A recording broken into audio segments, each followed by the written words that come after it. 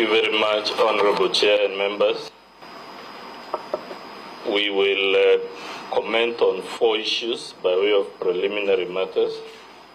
The first issue is the whole question of witnesses and witness statements. The second will be the question of the competence of the motion before you. The third will be the request we have made on adjusting some of the timelines. And of course, the last will be the issue mentioned by my learned senior, the question of summons to some persons. I want to begin with the question of the whole witness statements and the calling of witnesses. Honorable Chair, it is our application that you decline any request on the part of the mover to call as a witness any person whose either affidavit or sworn statement was not part of the motion before you. The reason we say that is 2 matters of principle. Number 1, you are here to investigate the motion as approved by the House. This committee has no power to interrogate any other material that was not before the House. The second reason of principle, Honorable Chair, is a question of fair trial. When this motion was approved and served upon the Honorable Cabinet Secretary, he was required to respond to the motion as placed before the House, as approved by the House. And now we are being told of endeavors to introduce additional material that he has not had the opportunity to read, to review, and to respond to. This matter, Honorable Chair, is not just a procedural issue. It is a question of fundamental justice that is governed by a whole regime of 5 different sets of laws.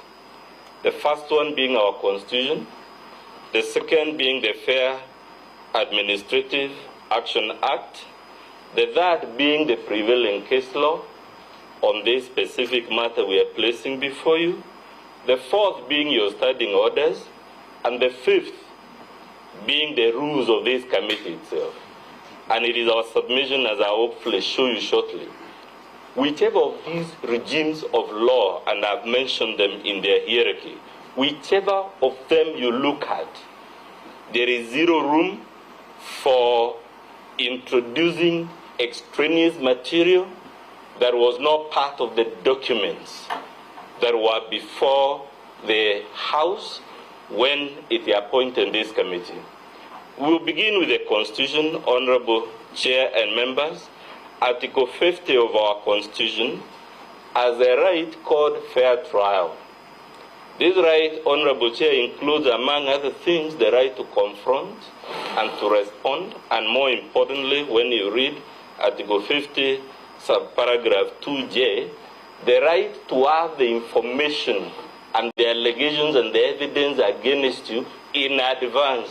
Those are not my words. It is the words of our Constitution. The evidence must be submitted in advance so that, as a matter of fair trial, the person accused will have the opportunity to respond to all the allegations against him. This matter of fair trial is so important, Honorable Chair. It is one of the 3 rights in our Constitution that are absolute, which means they cannot be limited. This can be confirmed from Article 25 of our Constitution. It lists certain fundamental rights which cannot be limited. Not even Parliament can enact a law to limit those rights, and one of them is the right to a fair trial. This right is as old, Honorable Chair, given the type of legal system we have. It is as old as the year 1215, more than 800 years ago, when we had a document called the Magna Carta. Article 47 of our Constitution again talks about the right to a fair administrative action. I only mention this, Honorable Chair, because the communication from the Speaker to this committee said a number of things. One of them, of course, was that these proceedings are quasi-judicial, but for purposes of my submission, the Speaker also said in his communication to the House that the proceedings before you are governed by the Fair Administrative Action Act, which is the one that governs this whole question of fair procedure and whatnot. That brings me to the prevailing case law on this matter, Honorable Chair. Luckily, we are not bringing to you a matter that is new. This matter has preoccupied our country to a level that we had to appoint a 5-judge bench of the High Court sometime in 2015, when the Republic of Kenya at that time, beset with terrorist attacks, wanted to change the law on inquiries and criminal proceedings so as to tinker with this right to fair trial, so that the state could go to a court of law and introduce the evidence right at the eve of the trial, right at the very 11th hour. And we have a decision, I believe, petition number 628 of the year 2014. I said it's a 5-judge bench decision. And the issue in that case, which luckily my senior, Dr. Kamino, was actually the one arguing this point, and the court was happy to agree with him, that it is not permissible, even when the country is faced with existential threats like terrorism. You cannot do what the move of the motion now is attempting to do, which is to bring a motion to the House, have the motion approved by the House, sent to the committee, and then... Madam Chair. Yes, Honorable. May I just inquire if we have this ruling before us? Is it in the bundle? Which bundle? Please point to us where it is. The Honorable Chair have endeavored to print the relevant parts of that ruling. We didn't have it, of course, in advance because we had not noticed until last night, very late, that this issue would arise, because we were working on the assumption. I've just given to the Secretariat.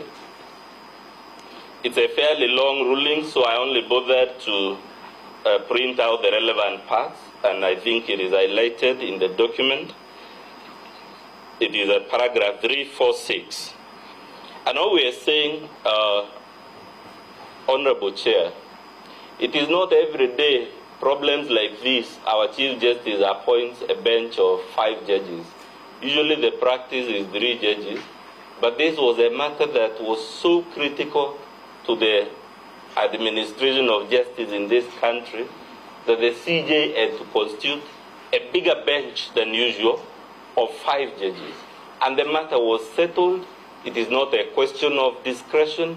It is not a matter of us trying to balance this or that. It is there in black and white from the High Court, which is the court charged with interpreting our Bill of Rights. And all we are saying is that it is not permissible. And the reason it is not permissible, Honorable Chair, I told you this matter is as old as 800 years. Back then, there used to be controversial methods of inquiry in which evidence was withheld until the last minute. People used to be tried before an institution called Star Chamber using very unorthodox means. In short, trials 800 years ago used to happen, for lack of a better word, if I may say, where the accuser would keep surprising you, like a conjurer pulling out rabbits from his trench coat.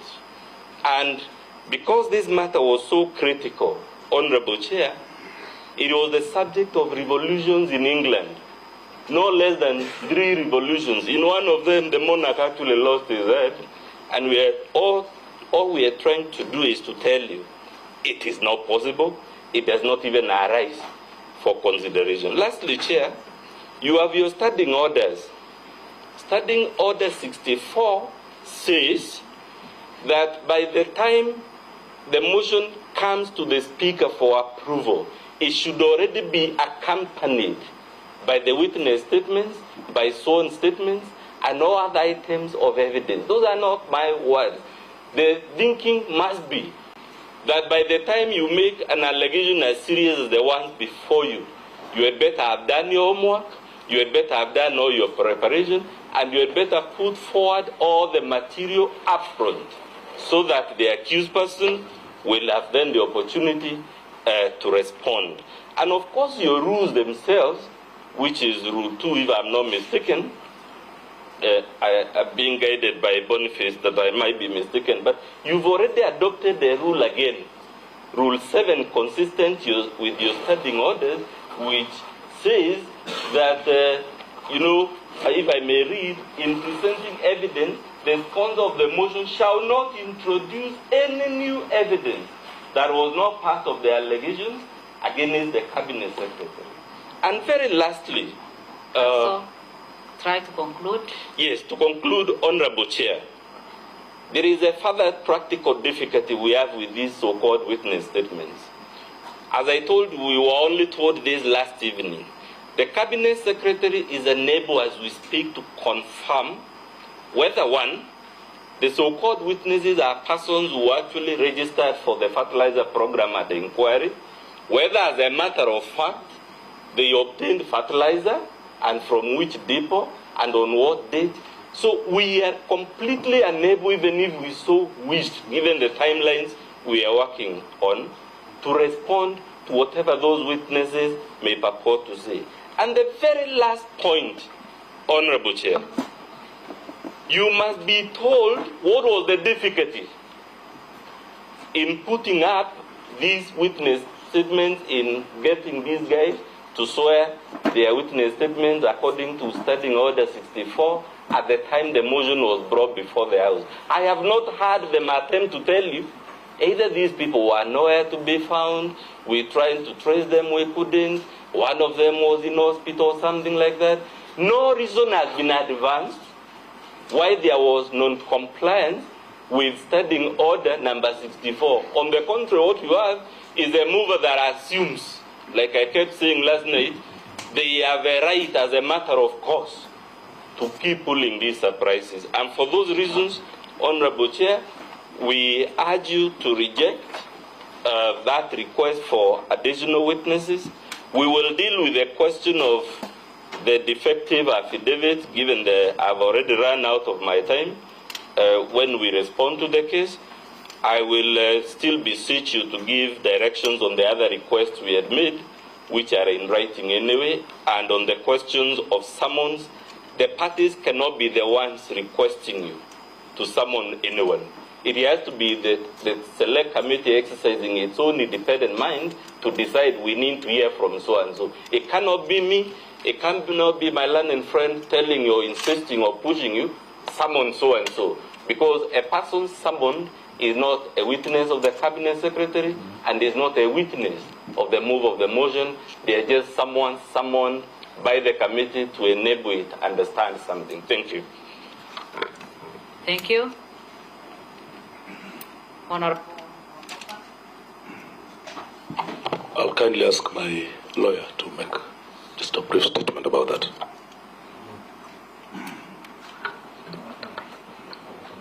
Okay, may I address you?